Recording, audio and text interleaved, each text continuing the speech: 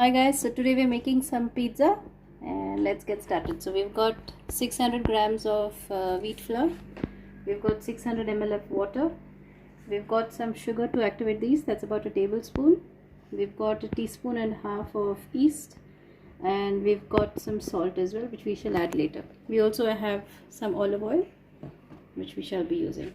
So we start by putting our yeast into the water and we add the sugar and we wait to see if it's alive. If you stay put, you'll see it kind of bubble. Brilliant. So our yeast is super active. If you can see it bubbling immediately like this, that's a good sign. That means it's not dead and we can totally add our dough. So while our yeast gets activated, we add the salt to the flour and mix it up so that it's really nicely incorporated into the flour.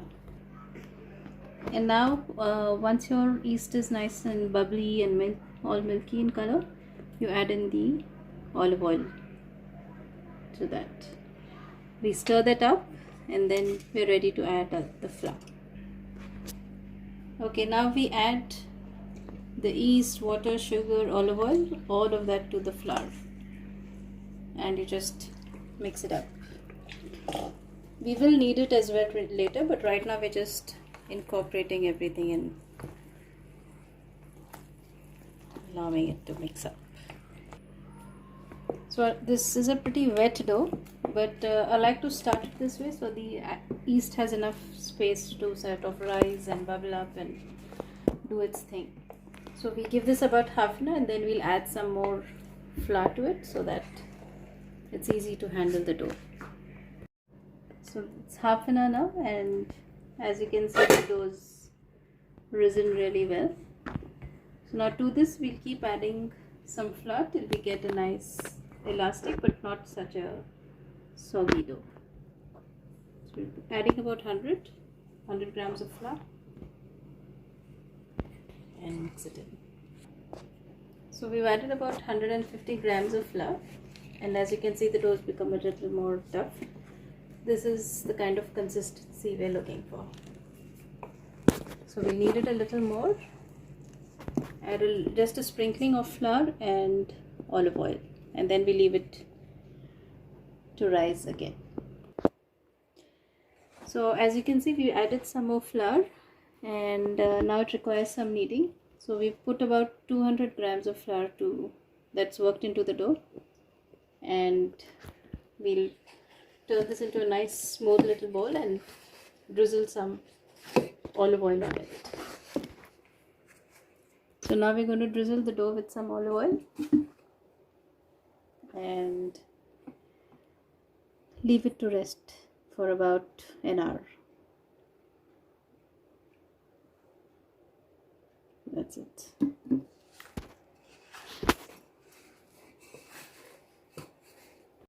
So you keep rolling the dough in so that it forms into this one big dough ball. Once that's ready and you flip it over, drizzle some olive oil again and leave that to rest. So here we've got our dough all risen as you can see. So we're going to take a little bit. So you can see how well it's risen. So we're doing a trial with one little pizza. So you just tuck it in like this.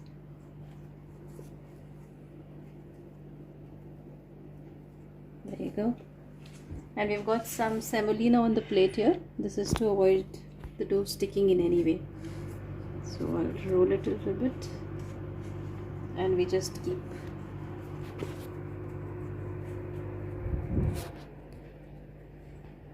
forming our pizza. I haven't mastered the art of tossing pizza dough, so this is what it is. So there's a pizza all shaped out.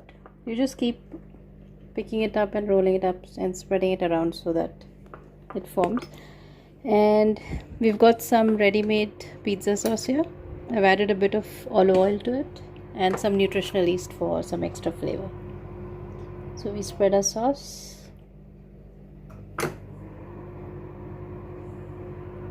We're gonna go with the classic margarita for this one.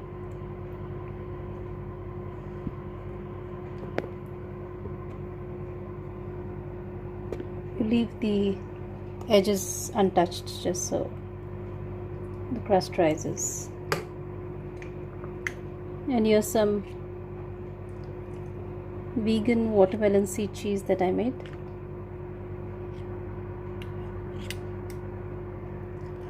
And we add some blobs of them. And it's ready to go in the oven. So you heat your oven at 200 and dust your oven as well, like your pizza pan, with some semolina, and then just slide this in. So here's a pizza all done, fresh out of the oven. It got a little extra toasty, but you get the idea of what to do with the dough. So that's it. We'll experiment some more and see you soon. Bye bye.